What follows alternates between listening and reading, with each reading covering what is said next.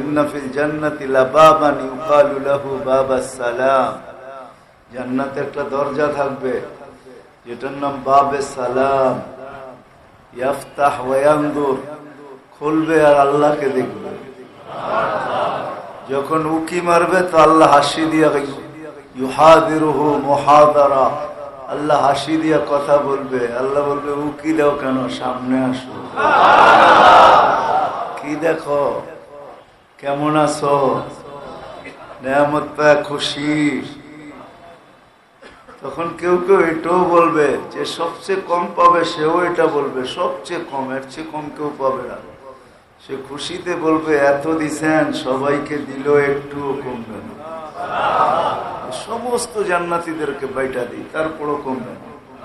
একটা কথা সারা দুনিয়ার মানুষ এটাতে একমত যে আমাদের সবাইকে চলে যেতে হবে। যে এখানে আসছে সে চলে যাবে, এটাতে দুনিয়াতে কোনো দ্বিমত নেই। যেটাকে আরেক শব্দ বলা যেতে পারে, মৌতকে সবাই বিশ্বাস করে।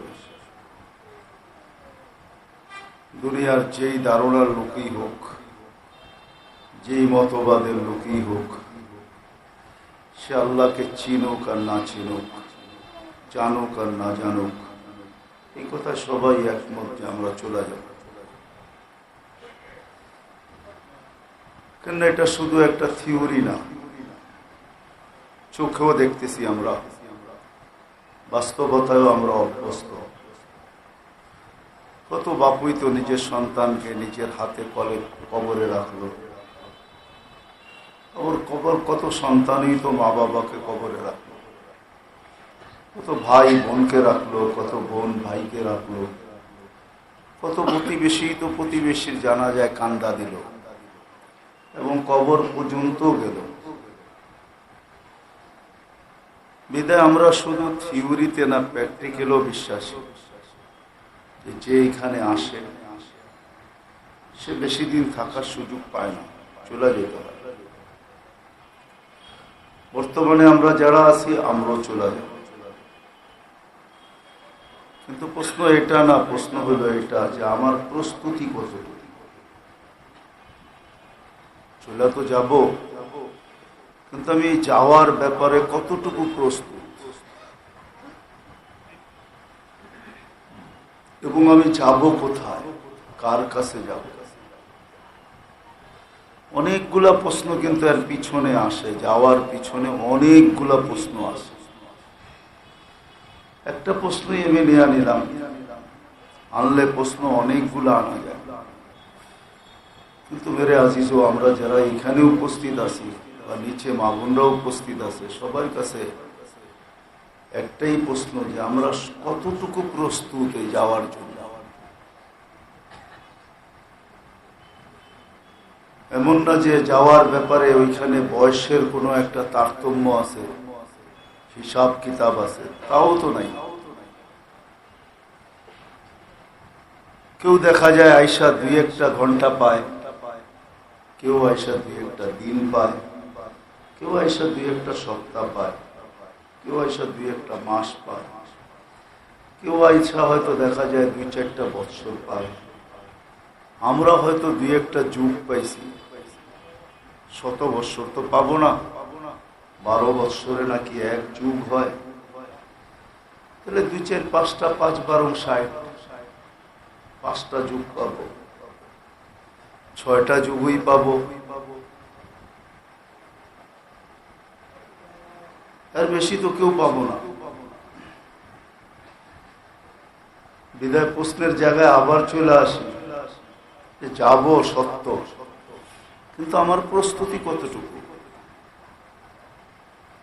আমি কতটুকু যাওয়ার ব্যাপারে প্রস্তুত। সর্বশ্রেণীর মানুষের কাছে এই প্রশ্ন। কেননা বিদ্যান হলেই যে হবে, সম্পদালা হলেই যে হবে, ক্ষমতাওয়ালা হলেই যে হবে, আধিপত্যওয়ালা হলেই যে হবে, বা যৌবনওয়ালা হলেই যে হবে, বা রূপসীওয়ালা হলেই যে হবে, কসম খোদার দুনিয়ার কোনো জিনিস দ্বারা তো মানুষ আল্লাহর কাছে ছাড় পাবে না। কোনো জিনিসই তো আল্লাহ তোয়াক্কা করবেন না, কোনো জিনিসই তো আল্লাহ দেখবেন না। যদি দেখতেন তাহলে ইতিহাসের পাতায় এত কিছু লেখা পাওয়া যেত না, ইতিহাসের পাতাটা আরো ছোট হতো, ভলিউমগুলো আরো কম হতো। দুই চারটা উদাহরণ দিলে হয়তো বোঝা যাবে, ইতিহাসের পাতাগুলো এত বেশি হতো না, ভলিউমগুলো এত বাড়তো না। ইতিহাসের পাতায় তো প্রত্যেকটা জিনিসই লেখা আছে। রূপসীর রূপও তো আল্লাহ দেখেন নাই, যদি দেখতেন তাহলে তো এই কথা কোনোদিন লেখা হইতো না।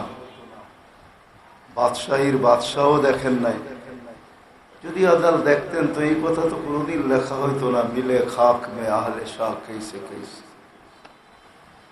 ও তো বাদশাহী তো জমিনের ভিতরে মিশা গেল, অস্তিত্ব খোঁজা পাওয়া যায় না। জমি খা গই নওজোয়া কেসে কেসে, কত যুবককেই তো জমিন ভেনিশ করে দিল। কোনদিন তো এই কথা লেখা হইতো না, আজল নে না ছোড়া কেসরা না দারা, उसी से सिकंदर सा फाते भी बिहारा, हर एक लेके क्या क्या हसरत सुधारा, परा रह गया यही ठाट सारा। যদি এটাই হতো তো লালবাগের কিলা কোনোদিন শূন্য হতো না, কোনোদিন ঐতিহ্য হইতো না। তাহলে বোঝা যায় লালবাগের কিলা আজকেও আগের মতোই থাকতো, যেদিন বানানেওয়ালা ছিল। আহসান মঞ্জিল কোনোদিন টিকিট বিক্রি হইতো না, আজকে টিকিট বিক্রি হয়। এরকম হাজারো স্থাপনা আছে। আলী রাদিয়াল্লাহু তাআলা আনহু এই কথা বলতে কোনোদিন বাধ্য হইতেন না, সিরু ফি দিয়ারিহিম ওয়ানজুর ফি আসারিহিম ওয়াসআলুহুম আইনা হাল্লু। এই চিৎকার আলী রাদিয়াল্লাহু তাআলা কোনো দিন হাসান হোসেনকে বসায়া দিতেন না। সিরু ফি দিয়ারিহিম ওয়ানজুর ফি আসারিহিম ওয়াসআলুহুম আইনা হাল্লু। যাও যাও পুরান ঐতিহ্য দেখো, খুঁটা খুঁটা দেখো, আর চিৎকার দিয়া জিজ্ঞাসা করো আইনা হাল্লু, কোথায় চললে, কোথায় গেলে তোমরা? বলছে বেটা জবাব তো দিতে পারবে না, যদি জবাব দিতে পারতো তাহলে কি জবাব দিত এটাও তোমাদেরকে শোনায়া দিই। জবাব দিত ইন্তাকালনা মিন দারিল গুরুর ইলা দারিল গুরাবা, ধোকার ঘরের থেকে বাহির হয়ে গেছে। আমরা ধোকার কুয়াশার ভিতরে সবাই আবদ্ধ, যতগুলা সম্পর্ক সবই কিন্তু ধোয়া কুয়াশা, সবগুলাই ধোকার কুয়াশা। নাহলে এই মজলিসে বললে হয়তো হাত কজন উঠাইতে পারবে জানি না। মর্তেদ মানুষের সম্পর্কের সবচেয়ে নিকটতম সম্পর্ক হলো মা বাবার সম্পর্ক, এর চেয়ে নিকট কোনো সম্পর্ক হয় না। মা বাবা সন্তানের বিরুদ্ধে হাজারো অভিযোগ করতে পারে, কিন্তু সব অভিযোগ সম্পর্কের প্রবলতা দ্বারা ঢাকা যায়, দূর হয়ে যায়। সব কিছু বলার পরে এটি মা বাবা চোখের পানি ছেড়া বলে, আমি চাই না তুই অসুখী হস। সবাইকে বলে, অভিযোগ হাজারো করে, তারপরও সবাইকে বলে দোয়া করেন আমার কলিজার টুকরা যেন অসুখী না, ও যেন সুখে থাকে। বলেন কয়জন এখানে আমরা আছি যে প্রতিদিন 5 নামাজের পরে সদ ইচ্ছায় কমসে কম এতটুক দোয়া করি, রব্বির হামহুমা কামা রব্বায়ানি সগীরা? কয়জন হাত উঠাইতে পারবেন বলেন? এমনকি আমাদের আলেম ওলামাদেরও মনে থাকে না। রাগ করেন না, কিন্তু সদ ইচ্ছায় 5 ওয়াক্ত নামাজের পরে আমি মা বাবার জন্য বলি রব্বির হামহুমা কামা রব্বায়ানি সগীরা। এত কাছের সম্পর্ক, দুনিয়া ভুলে যায় সব। এই জন্য আমি বলতেছিলাম সব সম্পর্ক গুলা এটা হলো ধোকার কুয়াশা। এখান থেকে যাইতে দেরি, এটা ছিন্ন হইতে দেরি হবে না। এই জন্য আবার জায়গায় চলে আসি, প্রস্তুতি আপনার আমার কতটুকু। এটা হলো বাবার বিষয়, এটা হলো চিন্তার বিষয়। যে আমার কতটুকু প্রস্তুতি। এক হলো আমি প্রস্তুতি নিতে পারতেছি না, এটা একটা ভিন্ন জিনিস। আর একটা হলো আমি ভাবি কিনা, এটাও একটা ভিন্ন জিনিস। প্রস্তুতি নিতে পারতেছি না, কিন্তু ভাবতে পারতেছি কিনা। ভাবার সংখ্যাটাও খুব কম হবে, যে আমি সারা দিনে 2 বার ভাবছি, 3 বার ভাবছি, 5 বার ভাবছি। কমসে কম একবার ভাবছি 24 ঘন্টায় যে আমার প্রস্তুতি কতটুকু। আমি আমাকে প্রশ্ন করছি যে আমার প্রস্তুতি কতটুকু। যে কোনো মুহূর্তে তো রশি টান দিতে পারে, ঠিক না? যে কোনো মুহূর্তে। নাহলে মনীষীরা এই কথাটা কোনোদিন লিখতেন না, কাগজ কাটকর পতंग बनाया छोड़ दिया आसमान में, पतंग बेचारा क्या करेगा रस्सी मेरे हाथ में। খালি টান দিতে দেরি, যেতে তো দেরি হবে না। কাকে কোত্থেকে কাকে কোন অবস্থায় টান দিবে, কাকে কোন জায়গার থেকে টান দিবে, কাকে রাত্রে দিবে, কাকে দিনে দিবে, কাকে দুপুরে দিবে, কাকে বিকালে দিবে, কারো কিন্তু জানা নাই। আমি আপনাদেরকে ভাবাইতে চেয়েছি, ভাবাইতে।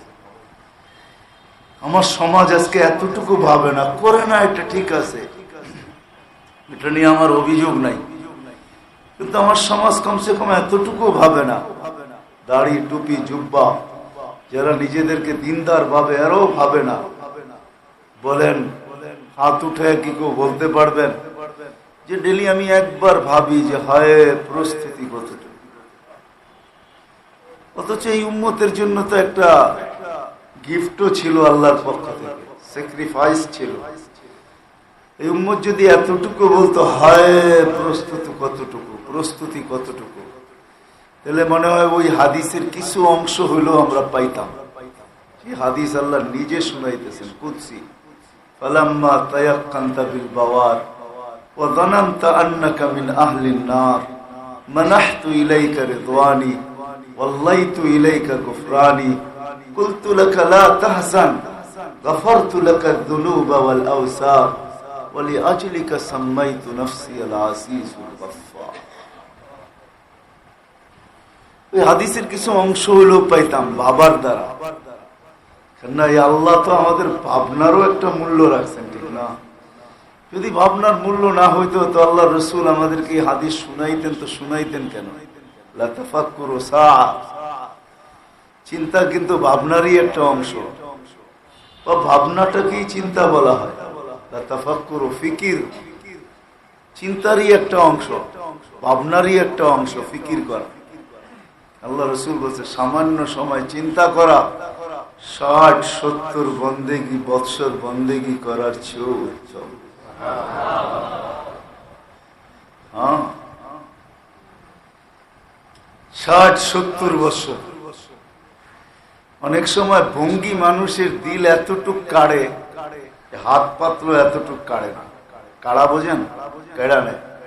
দেখবেন অনেক সময় রাস্তায় কিছু লোক এরকম ভঙ্গি ধরে পড়া আছে যে প্রত্যেকটা মানুষ আসে আর জিজ্ঞাসা তোমার কি হয়েছে, কিন্তু যদি ওই হাত পাতত তাহলে মনে হয় এত লোকেরা কেউ জিজ্ঞাসিত না, জিজ্ঞাসাও করতো না, বলতো ভিক্ষুক, দিলে দিলে, না দিতে না দিত। কিন্তু ভঙ্গি এরকমই ধরছে যে প্রত্যেক ব্যক্তি জিজ্ঞাসিতে বাধ্য, ভাই তোর কি হয়েছে, এরকম কেন? আল্লাহ কিন্তু ভঙ্গিও চায়। যদি আমরা ওই হাদিসের অংশ হইতে পারতাম, যদি একবারও ভাবতাম, যেটা আল্লাহ নিজে বলছেন, যখন কোনো ব্যক্তি ভাবে যে আমি ধ্বংসপ্রাপ্ত হয়ে গেলাম, সুযোগ মনে হয় আমার ঠিকানা, আল্লাহ বলে মানাহতু ইলাইকা রিদওয়ানি, আমার রেজার চাদর দিয়া তোকে আগে ঢাকি,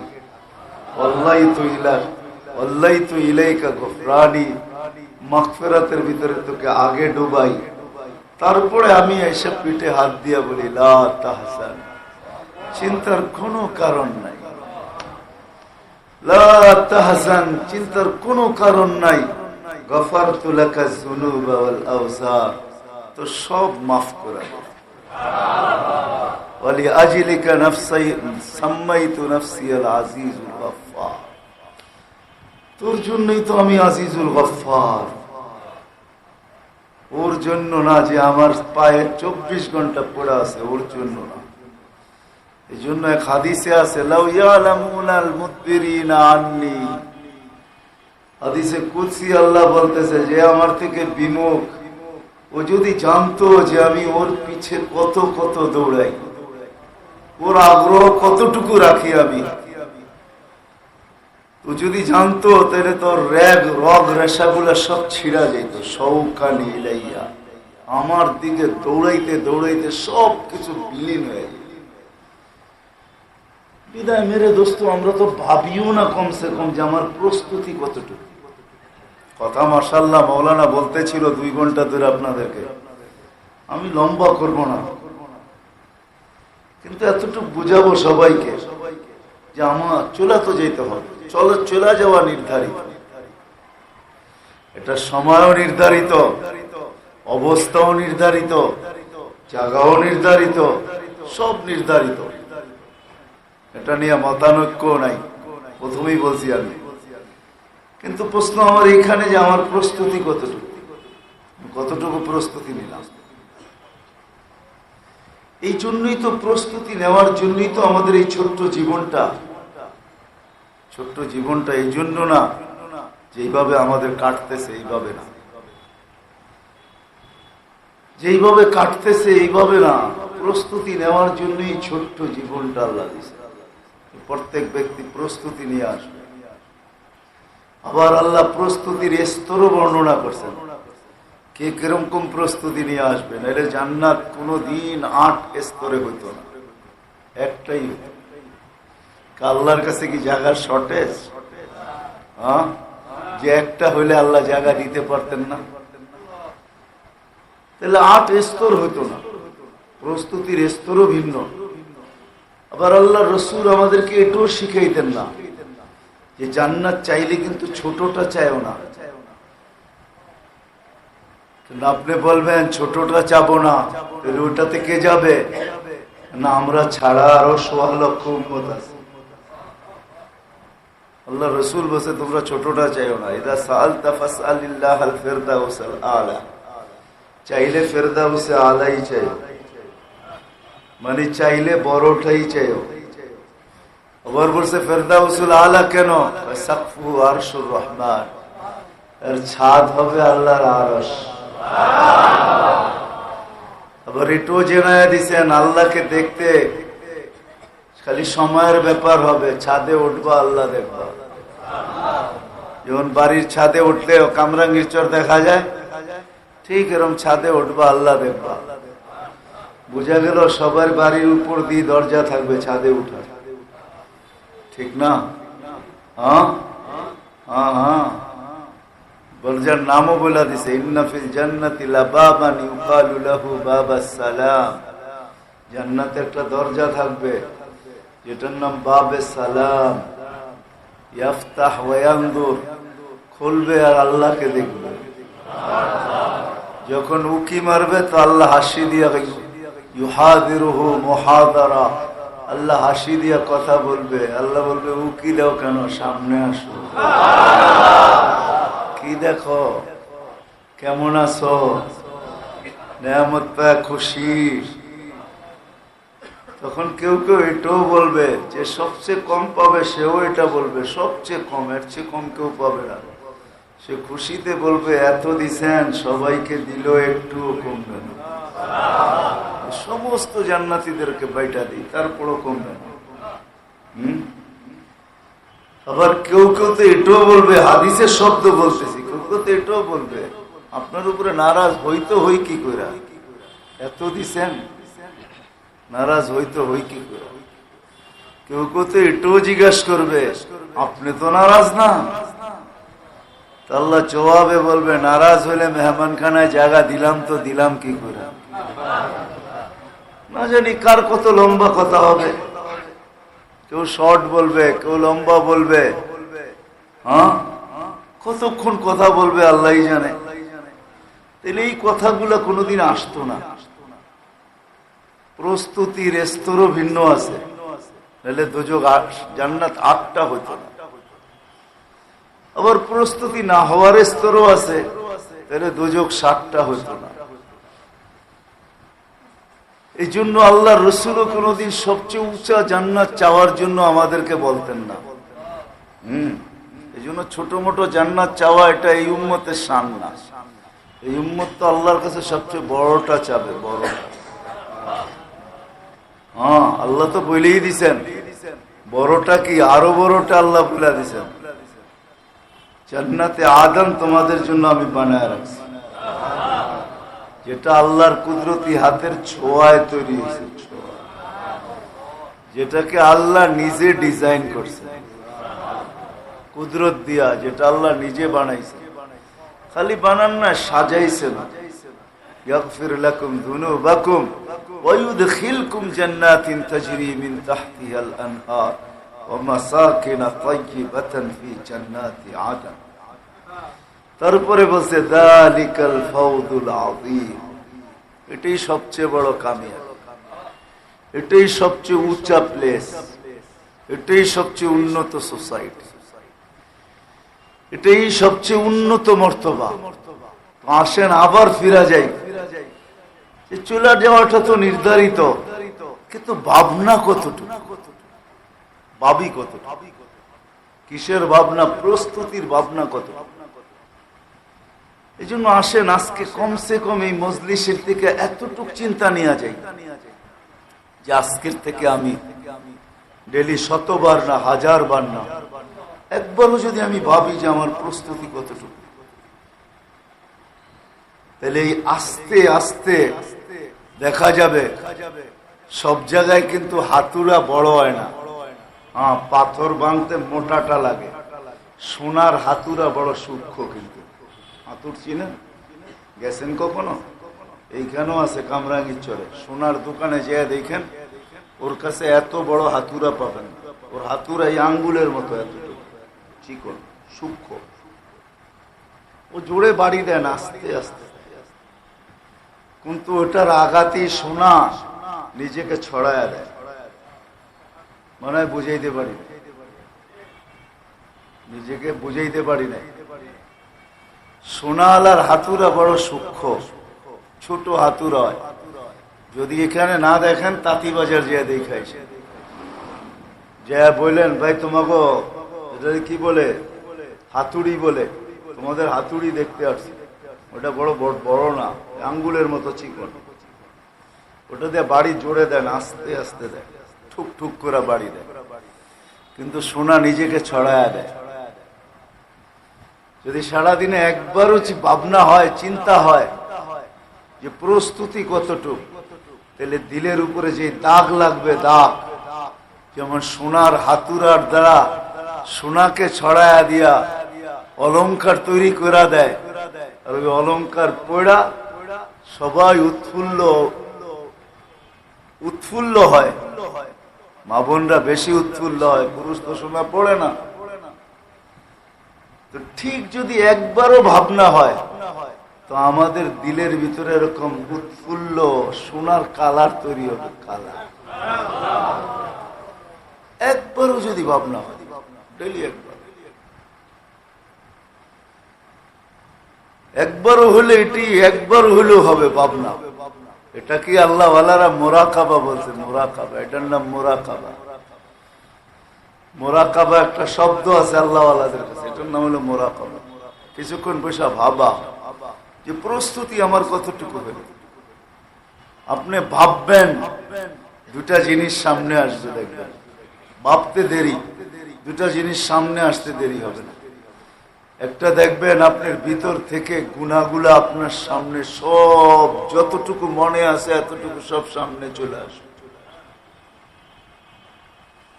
যতটুকু নেক করছি জীবনে, দেখবেন যে গুনার কুয়াশার কারণে ওগুলা সব পিছে চলে যাবে। তখন আপনার মনে হবে, নেকি তো আর চোখে দেখবেন না, খালি বড় বড় গুনাহ সামনে আসবে। তখনই দেখবেন ভিতর থেকে একটা আহ বাহির হবে, আহ। কোন আল্লাহওয়ালাকে জিজ্ঞাসা করছিলেন, ইলিয়াস রহমতুল্লাহ আলাইহিকে জিজ্ঞাসা করছিলেন যে কুতুব হওয়া যায় কিভাবে, কুতুব হওয়া যায় কিভাবে। পুরাটা বলতেছি না, শেষটা বলতেছি। তুমি বলছিলেন তোমার ভিতর থেকে যদি আহ বাহির হয় আহ, তাহলে বাব্বা এই আহ তোমাকে কুতুবের স্টেজের উপরে নিয়ে বসায় দেবে।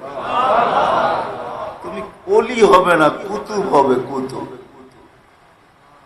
কেননা ভাবনার কাজই হলো এটা। আপনি এখন ভাবেন আমার প্রস্তুতি কতটুক করতে পারলাম, দেখবেন সামনে জীবনের জানা গুলা সব চলে আসবে। যখন চলে আসবে নেকি গুলা দেখবেন সব কুয়াশার আড়ালে চলে যাবে, গুনার কুয়াশার আড়ালে চলে যাবে, নেকি কিচ্ছু দেখবেন না। তখন দিল নিজের থেকে ইস্তেগফার করবে, ইস্তেগফার করবে বা আহ বলবে, আহ। আর আল্লাহর কাছে আহটাই ইস্তেগফার। তখন ইস্তেগফার লাগবে না, তখন আহ করবে, আহ। কসম খোদা, ওই আহ ইস্তেগফারের রূপ নিয়ে উপরে উঠবে। কেননা শয়তানকে যখন আল্লাহ বিতাড়িত করে, তখন শয়তানের অনুরোধ ছিল, আল্লাহ বিতাড়িত করছেন তাতে কোনো অসুবিধা নাই, কিন্তু আমাদেরকে কিয়ামতের সকাল পর্যন্ত সুযোগ দিতে হবে। এটা ছিল তার অনুরোধ, আবেদন। ফেরেশতারা উল্টা আবেদন করছে, আল্লাহ ওকে একদিনও সুযোগ না দেওয়া। কিন্তু আল্লাহ শয়তানের আবেদনের উপরে সিগনেচার করছে, তোকে সময় দেয়া দিলাম, মিনাল মুনদিরিন, তোকে সময় দেয়া দিলাম। কিয়ামতের সকাল পর্যন্ত ফেরেশতাদের কান্না বাহির হয়ে গেছে, কান্না। ফেরেশতারা যতদিন কাঁদছেন তার ভিতরে এই দিনও একটা কান্না। সমস্ত ফেরেশতাদের চোখে কান্নার রোল ছিল। আল্লাহ বলছে, কাঁদো কেন? বলছে, সব গুমরা করে ফেলবে, কাউকে বাঁচতে দিবে না। আল্লাহ ওই সময় ইস্তেগফার নাজিল করছে। তখন আল্লাহ বলছেনই, মা জালা ইস্তাগফির আগফির, যখনই তওবা করবে তখনই মাফ করা যায়। তো আল্লাহর কাছে পরিধি জিজ্ঞেসে কতটুক গুনাহ মাফ করবেন? তো প্রথম বলছে, শিরক ছাড়া সব মাফ করব। হ্যাঁ, শিরক ছাড়া সব মাফ করে। হ্যাঁ, শিরক থেকে যদি তওবা হয় তাও মাফ, শিরক ছাড়া সব মাফ। কোরআনের একটা আয়াত পড়লে বোঝা যায়, ওয়ায়াফু আন কাসীর। আল্লাহ বান্দাকে বুঝাইতে চাইতেছে, বান্দা অনেক কিছু তো না দেখো না দেখার বান্ধবী, অনেক কিছু তো এমনি মাফ করে দেয়। ইয়াফু আন কাসীর, অধিকাংশ এমনি মাফ করে দেয়, অধিকাংশ এমনি মাফ করে দেয়। এমনি অধিকাংশ মাফ চাওয়া ছাড়া মাফ করে দেয়। এখন মাফ চাইলে কতটুকু মাফ করবে? আরেক হাদিস দিয়া বুঝাইছে, লাউ বালাগাত দুনুবুকা ইনানাস সামা, আকাশের পরিধি যদি তোর গুনাহ ভরা দেয়, ফাস্তাগফারতানি ফাগফারতু লাকা ওয়ালা উবালি, হাত উঠাইতে দেরি, আমি মাফ করতে দেরি করব না, পরোয়া হবে না তুই কতটুকু